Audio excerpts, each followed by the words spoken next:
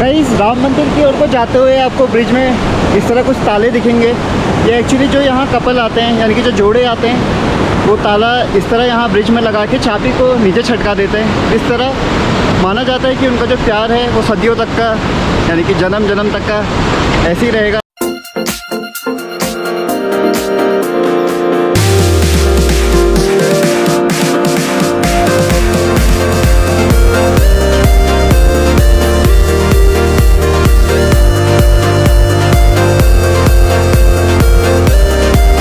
मैं हूँ आज कसोल पे और कसोल जो है वो भुंतर से पड़ता है आपका 30 किलोमीटर दूर।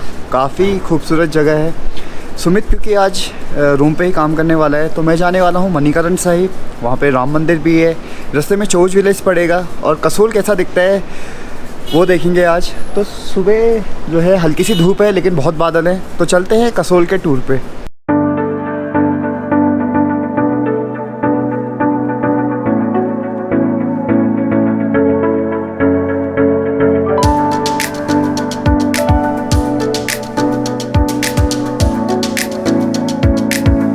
मैं कसोल के नेचर पार्क पे हूँ।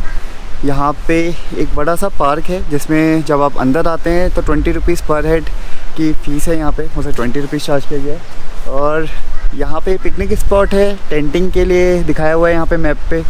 एक एम्पी थिएटर है, तो चलते हैं और देखते हैं यहाँ पे क्या क्या है।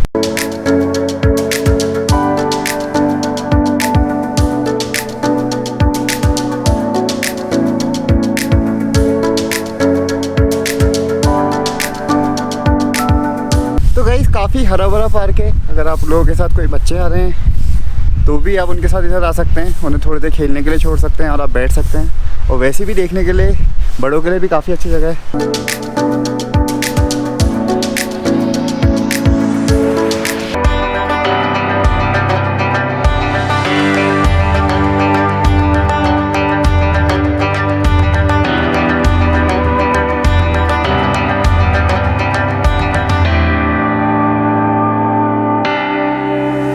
ऊपर मैं काफ़ी चढ़ा लेकिन जीन्स की वजह से चढ़ना काफ़ी मुश्किल है क्योंकि जीन्स स्लिप कर रही है बार बार। चलते हैं आगे और देखते हैं पार्क में।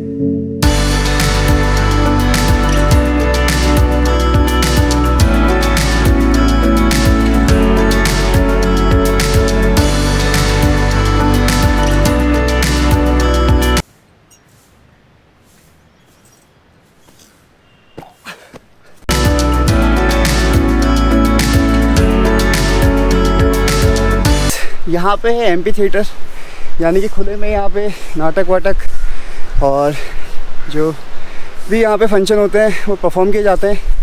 मेरे जस्ट पीछे है बैठने का जहाँ पे दर्शक बैठ के जो भी चीज़ यहाँ पे परफॉर्म करी जाती है उसे देखते हैं। तो एक लाइव परफॉर्मेंस हम भी देते हैं। थैंक यू बहुत बहुत बहुत धन्यवाद। तो गाइस अपने 1 मिलियन फॉलोअर्स और सब्सक्राइबर पूरे होने का परफॉर्मेंस मैं दे चुका हूँ। चलते हैं और आगे को। यहाँ पे लिखा हुआ है भुनभुनी टेंटिंग हाउस। नीचे का जो एरिया है ये शायद टेंट लगाने के लिए है और टेंट लगाते हैं कि नहीं लगाते हैं मुझे पता नहीं, अभी बाहर जाके पता करेंगे।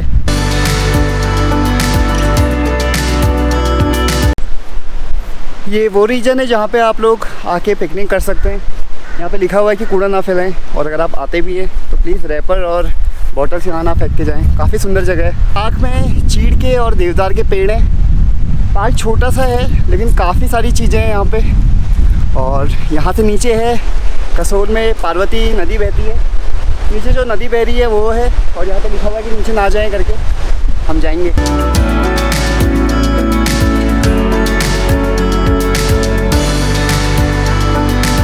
तो गाइस पीछे लिखा हुआ है नो अल्कोहल एंड ड्रग्स। और यहाँ पे आप बैठ के जो पार्वती नदी बहती है उसका जो छोटी सी एक स्ट्रीम है उसके आनंद ले सकते हैं देखने का। काफ़ी शांत जगह है। आई थिंक अगर आप फैमिली के साथ कसोल आ रहे हैं और बच्चे हैं तो ये बहुत अच्छी जगह है आने के लिए। तो गाइस पार्क काफ़ी शांत है, काफ़ी हरा भरा है और ऐसी जगह मुझे काफ़ी पसंद है। यहाँ पे ना आपका जो टेंट वाला है वहाँ पे टेंट लगा सकते हैं खाली जो नीचे लिखा है ना, निचली साइड नहीं जी, नहीं लगा सकते ना। हाँ जी। तो गाइस नेचर पार्क मैंने कंप्लीट कर लिया है, काफ़ी अच्छी जगह है। अब हम यहाँ से चलेंगे, चोज गांव है यहाँ पे, वहाँ पे एक चोज ब्रिज भी पड़ेगा, तो चलते हैं उस रोड को।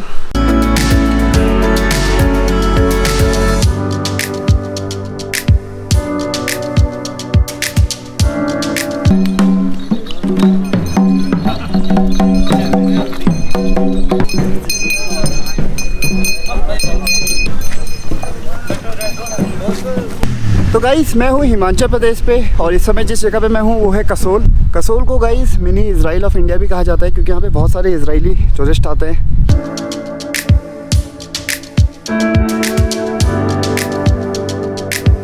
गाइस कसोल पे रुकने के आपके पास काफ़ी ऑप्शन है। यहाँ पे होटल हैं, कुछ हॉस्टल्स हैं, गेस्ट हाउस हैं, होम स्टेज हैं, और कुछ ऐसे गाँव हैं जहाँ पे आप जाके रह सकते हैं। वहाँ पे काफ़ी अच्छे होम स्टेज हैं। तो यहाँ अगर आप आ रहे हैं, कैंपिंग भी एक ऑप्शन है, अगर आप चाहें तो वो भी कर सकते हैं।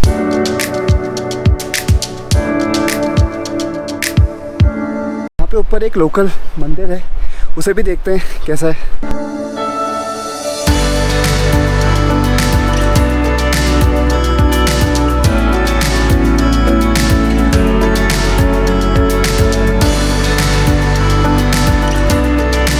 काफ़ी सुंदर मंदिर है, पूरा का पूरा जंगल के बीच में घिरा हुआ है। अगर आप कार से या बाइक से जाएंगे तो आपको पता भी नहीं चलेगा कि ऊपर मंदिर है।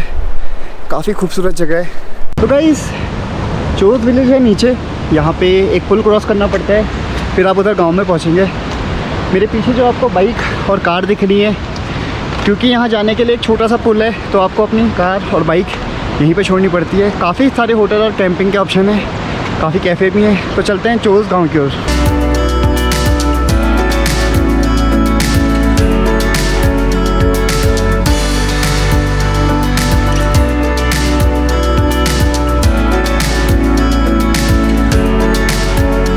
अगर आप लोग चोज आते हैं तो यहाँ पे करने के लिए जो चीज़ें आप ट्रैक कर सकते हैं, यहाँ पे ग्रहण और गौर करके दो दूसरे गांव है, आप वहाँ तक का जा सकते हैं। एक छोटा सा झरना है, वहाँ तक का जा सकते हैं, और यहाँ पे खुद रुक के कैंपिंग का मज़ा ले सकते हैं। और कसोल यहाँ से केवल 1.5 किलोमीटर दूर है, तो वहाँ पे जा सकते हैं। अच्छा रास्ता यहाँ से, धन्यवाद, इधर मैं ऊपर पहुँच जाता। तो गाइस जिनसे मैंने पहले रास्ता पूछा था, मैं जंगल की ओर को जा रहा था, उन्होंने पीछे से आवाज़ देके बताया कि रास्ता ये है।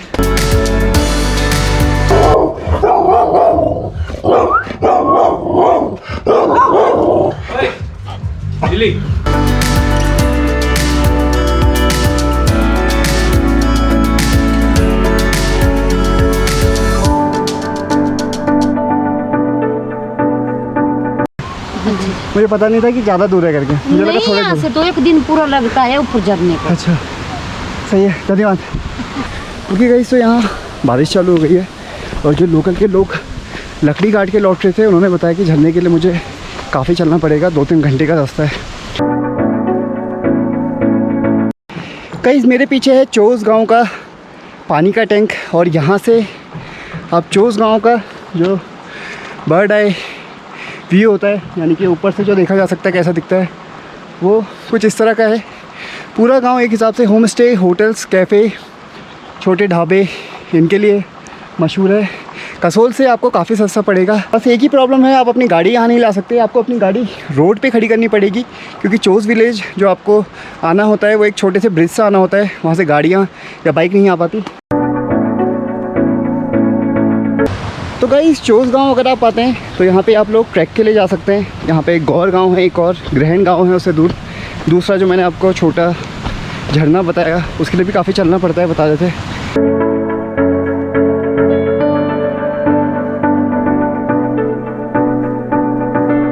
मेरा स्टॉप है अभी मणिकरण। गाइस कसोल काफ़ी खूबसूरत है, यहाँ पे बहुत सारे कैफ़ेज़ हैं। आप इजरायली अगर फूड ट्राई करना चाहते हैं तो वो भी यहाँ पे कर सकते हैं। और कल हम जब आए थे तब होटल में खाना खाया था, आज हम कुछ कैफ़े ट्राई करेंगे वापस आके। जैसे मेरे पीछे कैंप है, ऐसी बहुत सारी कैंप साइट कसोल में आपको मिलेंगी।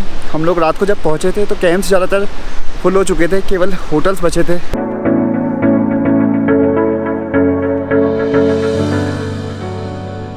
गाइस कसोल स्थित है पार्वती घाटी पे और नीचे जो नदी बह रही है उसका नाम भी पार्वती है। मणिकरण जो कि एक महत्वपूर्ण धार्मिक स्थल है, उसके बारे में एक कहानी है। यहाँ पे एक बार जब भगवान शिव और पार्वती जी घूम रहे थे तो माता पार्वती का एक रत्न खो गया, जिसे कि शेषनाग जी लेके गायब हो गए।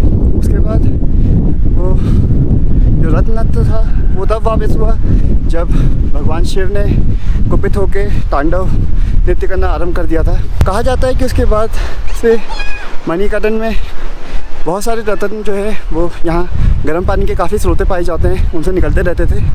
1905 में जब यहाँ एक भूकंप आया था उसके बाद से जो रत्न थे वो निकलने बंद हो गए थे।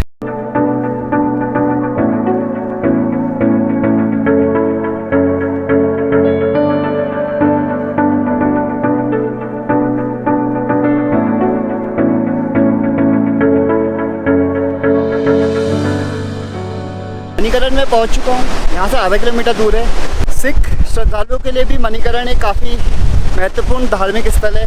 कहा जाता है कि जब गुरु नानक यहाँ अपने एक शिष्य भाई मर्दाना के साथ आए थे तो उनके शिष्य को भूख लगी, तो गुरु नानक ने उनसे कहा कि आप जाके आटा मांग लाओ लंगर के लिए। जब वो गांव वालों से आटा मांग के लौटे तो पता चला कि जलाने के लिए लकड़ी नहीं है। नानक ने उन्हें एक पत्थर उठाने को कहा और उसके नीचे एक गर्म पानी का स्रोत निकला। उन्होंने रोटी बनाने के बाद उनसे कहा कि रोटियां इस पे रख दो, तो रोटी रखने पे सारी की सारी रोटियां डूब गई। और जब मर्दाना जी ने कहा कि अब क्या होगा, तो गुरु नानक ने उनसे कहा कि अब आप भगवान से कहो कि अगर उन्होंने रोटियां वापस करी तो उन्हें एक रोटी चढ़ा देंगे। और जब ऐसा किया गया तो सारी की सारी रोटी पक के ऊपर आ गई थी। और उसके बाद गुरु नानक जी ने कहा कि जो कोई भी भगवान के नाम पे दान देता है तो उसको उसकी डूबी हुई चीज़ें वापस मिल जाती हैं। ये जगह काफ़ी महत्वपूर्ण धार्मिक स्थल है दोनों हिंदू और सिख श्रद्धालुओं के लिए। चलते हैं मणिकरण की ओर को।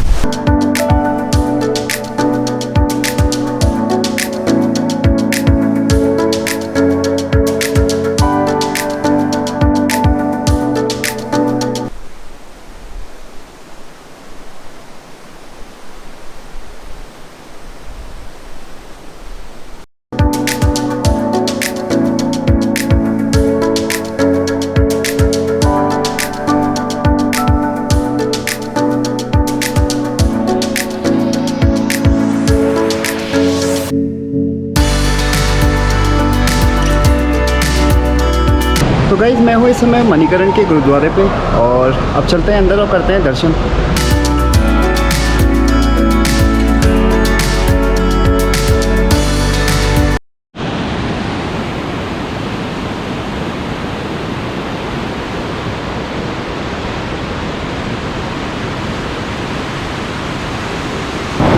गाइस मैं मणिकरण में गुरुद्वारे पे हूँ। यहाँ पे आपको जो मेरे पीछे भाप उड़ते हुए दिख रही है, ये यहाँ पे जो गर्म पानी का कुंड है उससे उठ रही है। यहाँ बस अंदर जाते ही आप स्नान कर सकते हैं, गर्म पानी के जो कुंड का पानी निकलता है। और कहा जाता है कि उसमें काफ़ी औषधीय गुण है, यानी कि आपके जो चर्म रोग यानी कि स्किन की जो डिजीज़ेज़ होती हैं वो कुछ दूर हो जाती हैं। तो यहाँ आने वाले पहले वहाँ स्नान करते हैं, फिर दर्शन करते हैं।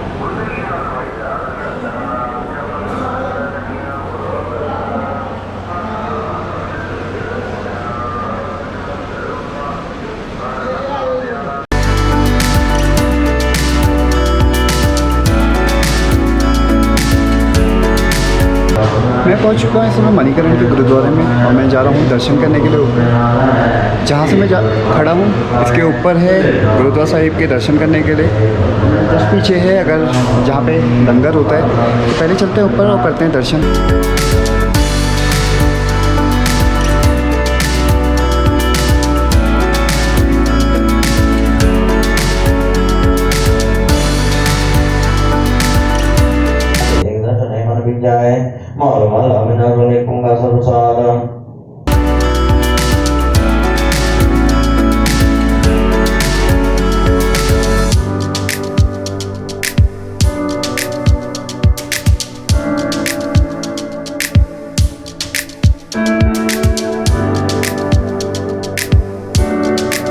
भाई जहाँ से भाप उड़ रही है वो जगह है जहाँ पे गर्म पानी के स्रोत हैं। आप जहाँ पे लंगर करते हैं वहाँ पे भी काफ़ी कोहरा जैसा दिखता है, वो एक्चुअली वो भाप है जो नीचे से ऊपर को उठ रही होती है।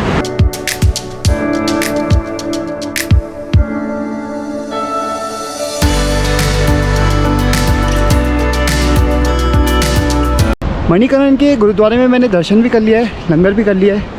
यहाँ से मैं जाऊँगा रामचंद्र जी के मंदिर को, वहाँ पर शिव मंदिर भी है एक, और उधर भी जिस तरह गुरुद्वारे में नहाने के लिए गर्म पानी के कुंड हैं उधर भी हैं, तो चलते हैं उधर की ओर। तो गाइस मेरे पीछे है पुल और इसे पार करके हम पहुँचेंगे राम मंदिर की ओर को, तो चलते हैं उधर और करते हैं दर्शन।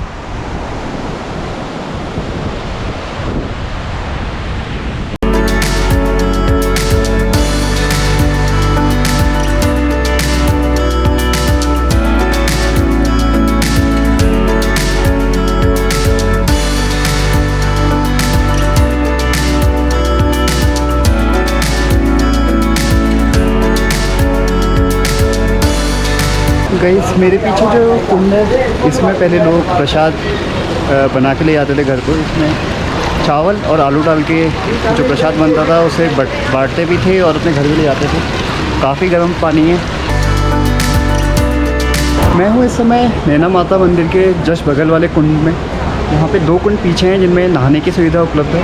इधर पुरुषों का है, इधर महिलाओं का है, और उसके जस्ट बगल में है खौलते पानी का कुंड, जहाँ पे प्रसाद बना के लोग अपने घर को ले जाते थे।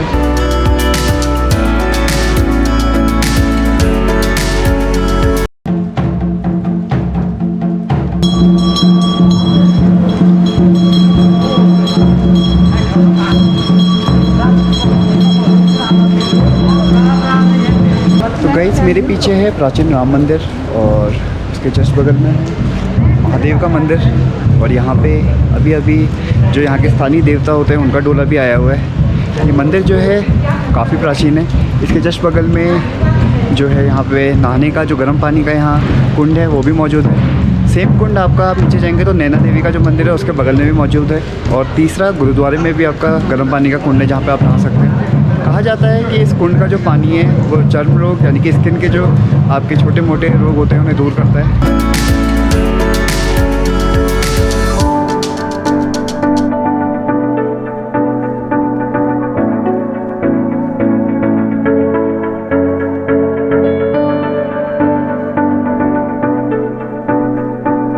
मेरे पीछे है रामकुंड और सीताकुंड। रामकुंड में जो है वो पुरुष लोग स्नान करते हैं और सीताकुंड में महिलाएं स्नान करती हैं। पूरा का पूरा जो कुंड है गर्म पानी से भरा हुआ है। अंदर जाके आप नहा सकते हैं, और जैसे मैंने बताया था आपको कि इससे बहुत सारे चर्म रोग जो हैं वो सही हो जाते हैं। तो मैं भी चलता हूँ अंदर और स्नान करता हूँ।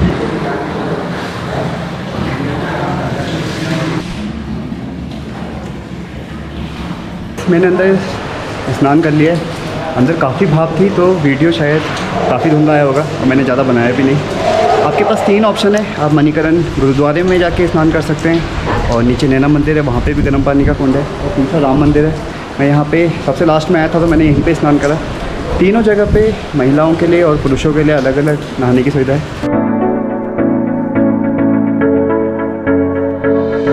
गाइस मैं हूँ मंदिर के दूसरे मंजिल पे, और मेरे पीछे जो मंदिर की छत पे मूर्तियाँ हैं वो विष्णु भगवान के अलग अलग अवतारों से संबंधित है। तो गाइस मंदिर पे दूसरे माले पे अगर आप आते हैं तो वहाँ पे लंगर हॉल है। यहाँ पे आप अलग अलग समय पे आके लंगर कर सकते हैं। मुझसे भी पूछा गया, लेकिन मैं गुरुद्वारे से खाना खा के आया हूँ। राम मंदिर के जस्ट बगल में है हनुमान जी का मंदिर, और अगर आप इधर आते हैं तो राम मंदिर है, हनुमान मंदिर है। दूसरे माले पे है लंगर का हॉल, और पीछे है सीता कुंड और राम कुंड जहाँ पे आप स्नान कर सकते हैं।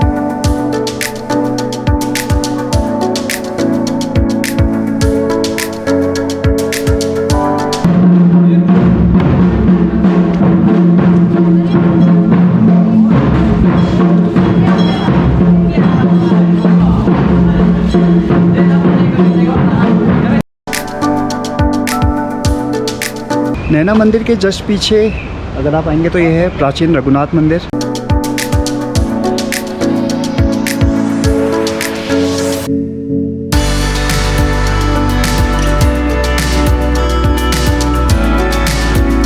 राम मंदिर के थोड़ा सा आगे है एक छोटी सी मार्केट। यहाँ पे आपको सोवेनियर्स मिल सकते हैं और गर्म कपड़े हैं। यहाँ पे छोटे मोटे ढाबे हैं, होटल हैं, और पीछे की साइड को आपको रहने के लिए होटल मिल जाएंगे।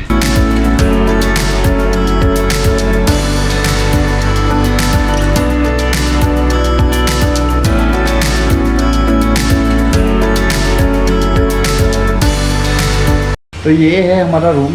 सुमित काम कर रहा है और जो बाहर का व्यू है, काफ़ी बारिश हो रही थी। यहाँ नीचे जो होटल है वहाँ काम चल रहा है और धुंध आ गई है, बारिश हो रही है अभी भी हल्की फुल्की।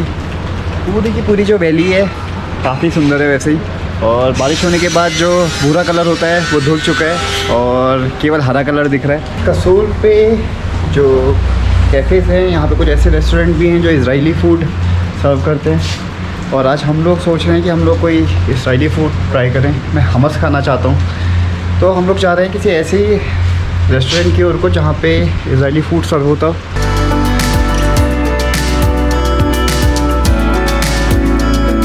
आप लोग वाइन के शौकीन हैं तो यहाँ पे वाइन भी काफ़ी मिलती है।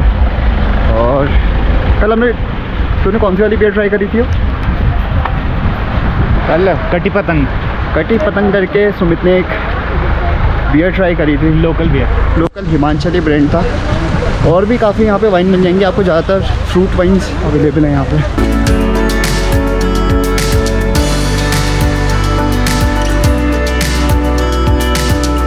तो गाइस हम लोग हैं एक इजरायली यहाँ जो रेस्टोरेंट है वो जो डिश खाने के लिए हम आए हुए थे।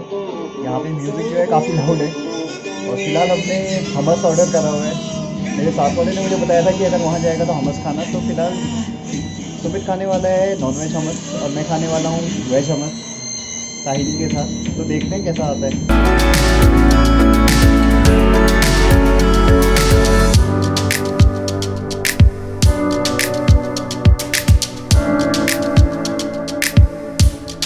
अमित खाने जा रहा है हमस, ताहिरी है हमस विद लाफा रोटी है, और ये देखते हैं कैसा लगता है ना। डाइस कर रहे हैं, कैसा है? काफ़ी अच्छा है। जो ये पेस्ट है शायद अलग अलग चिक्की और मैंने जितना पढ़ा था उससे बना हुआ है। वैसा बिल्कुल नया टेस्ट है और काफ़ी अच्छा लग रहा है। एक तो इजरायली डिश में पहली बार खाता हूँ, मुझे लगा था शायद अच्छा नहीं लगेगा, लेकिन काफ़ी अच्छा है।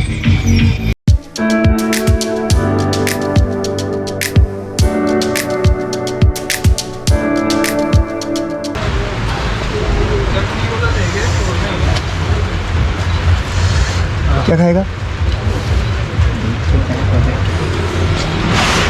तो गाइस मैं ले रहा हूँ लेमन केक। और जर्मन बेकरी का क्या मतलब है कि जर्मन वाली चीज़ें ऐसा है, पहले टूरिस्ट लोग आते थे, जर्मन बेकरी, फ्रेंच बेकरी, ये वो घर के केक ताक बना के अपना गुजारा चलाते विजिटिंग में। तो वही हिसाब से लोगों ने उन्होंने जो बनाया था, जो ट्रेनिंग किया था, वही सिखा दिए अच्छा लोगों ने। तो वो देख के लोग फिर उसी हिसाब से आने लगे, उनकी खाने लगे। तो फिर उसने भी सीखा, उसने भी सीखा। अच्छा दुकान खोल लिए, जर्मन बेकरी बनाई। ये कोई बड़ी बेकरी फैक्ट्री वो नहीं है। आप ही का ये बढ़िया। तो गाइस अगर आप लोग कसूर पार्टी मूड से आते हैं तो काफ़ी वो है। यहाँ पे हुक्का बार्स हैं। जिस कैफ़े में हम गए थे वहाँ पे भी स्मोकिंग का जॉइंट था, और वाइन शॉप काफ़ी हैं। बहुत सारे ऐसे होटल हैं जो लाइव म्यूज़िक शो और डिस्कोथेक उनके उसमें अंदर है। और बाकी अगर आप ट्रैकिंग या मेरी तरह घुमक्कड़ हैं तो ये जगह हैवी नहीं है। एक है चॉकलेट बेकेट और दूसरा है लेमन केक। तो ट्राई करके देखते हैं।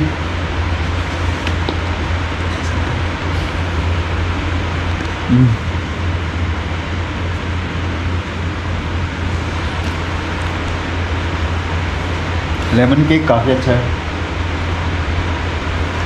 सुमित जो लाया है वो ट्राई करके बताएगा कैसा है।